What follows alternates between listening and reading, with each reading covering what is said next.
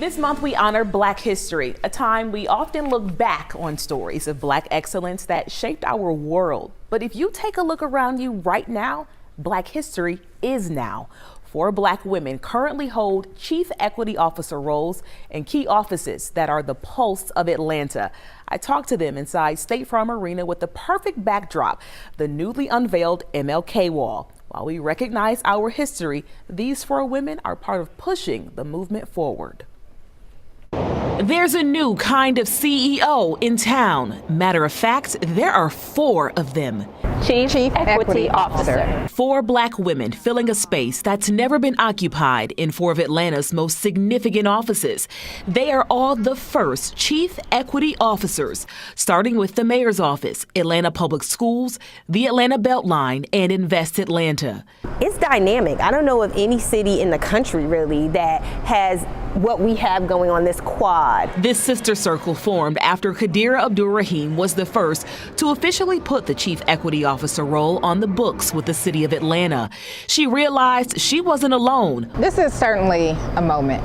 I talked about the social storm that's been created. I think that we can create an equity storm to trump that storm and really pave a blueprint for a new civil rights agenda for this city and for this world. And to receive Khadira's email, it just made me say, okay, we're all in this together, and somebody wants to tell this important story for the next generation. I think it's hugely important. Following the explosion of the social justice movement surrounding the murders of George Floyd, Breonna Taylor, and Ahmaud Arbery, the push to fill diversity, equity, and inclusion roles skyrocketed in 2020.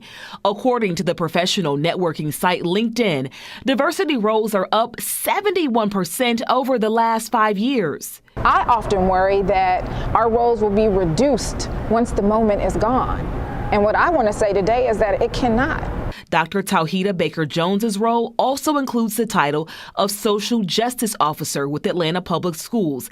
Data shows within APS it would take 128 years to close the gap between Black and white students. And helping folks recognize that this work isn't about baiting, shaming, or guilting. We did not create these barriers. We did not create these systems. We inherited them. Getting that message across has been one of the greatest challenges for this group of women. To have a group of sisters that said, no, stick in there. You know, I want to encourage you and inspire you to stay motivated. The work that you're doing is having movement. As our society works to better understand the need for diversity, equity, and inclusion roles and how they benefit our society as a whole, these 4 women with one vision say it's really simple and all comes down to this. The only thing that I encourage you to do is make decisions based on people's humanity and dignity.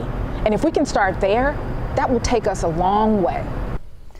They are so impressive. Big roles, important roles, but often roles that are not welcomed within organizations. How do they handle that? And that's the part. It's the pushback. It's reinforcing why you're in the room, why the role was even created, because all of them had to create their own agendas because they are the first. And that's really been the huge part where they're trying to, really take off the veil and say, this is why. And the data is astonishing. I couldn't even get to all the numbers that show why these roles are so important. When you look at the numbers really, really tell the true story about why these offices said, hey, it's time for us to get these roles into place. And so not only are they doing the work, but they're proving why the work is necessary. You said 128 years to close the gap for these kids. Like that is a number. Yeah, All Cheryl. right. That was a great story, Aisha. Thank you so much. We have more online as well.